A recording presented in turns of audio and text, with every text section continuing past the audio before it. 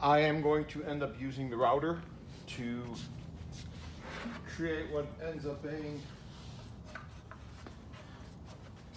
a tongue on the leg. I've already done 3 of them.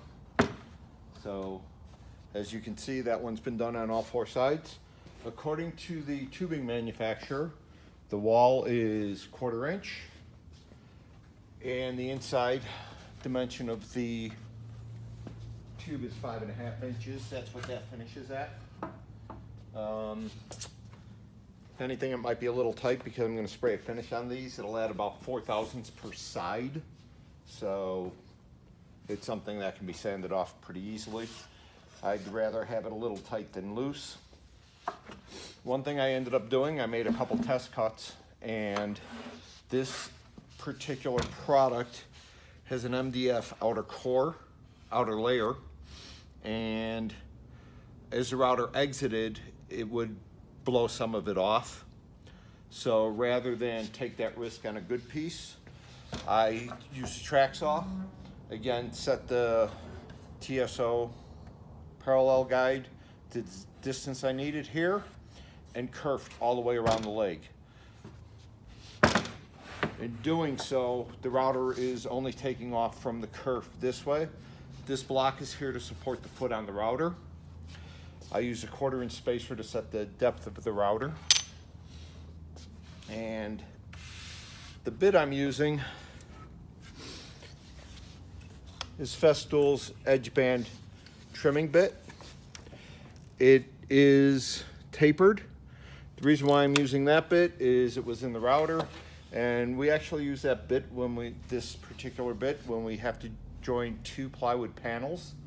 We route them at 50% of their thickness, slide them together, and because of the taper, it makes a really, really nice joint. You know, just one of those things we discovered by accident. So this rail was set randomly. It happens to be at 29 3/4 inches, or the stop was set randomly. It's at 29 3/4 inches. And that allows me to a little bit of clearance between the bit and the cutting strip. This block here again is just to support the foot so we stay even. You do this bit because of the taper, will not cut like a mortise bit. I actually have to start off the workpiece. And I'm going to hold the rail in place with my waist.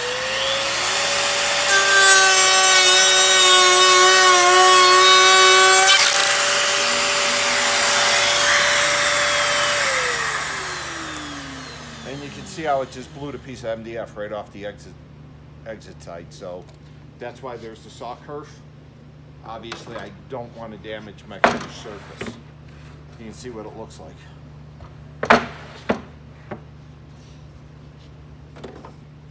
Again, set your stop. Make sure the rail is up against the workpiece and the square.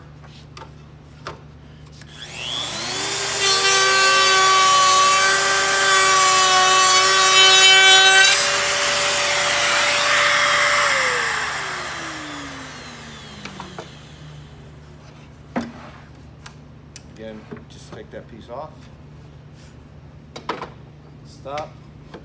Guide rail square against the workpiece.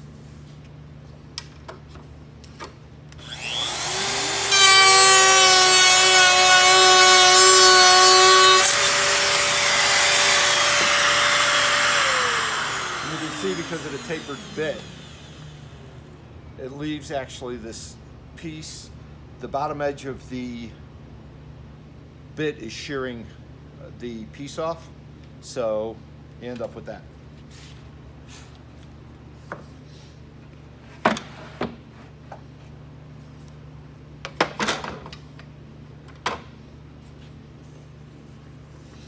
And I do find it best to get your arm under the hose and the cord like that. Do it with the saw, do it with this, do it with just about everything.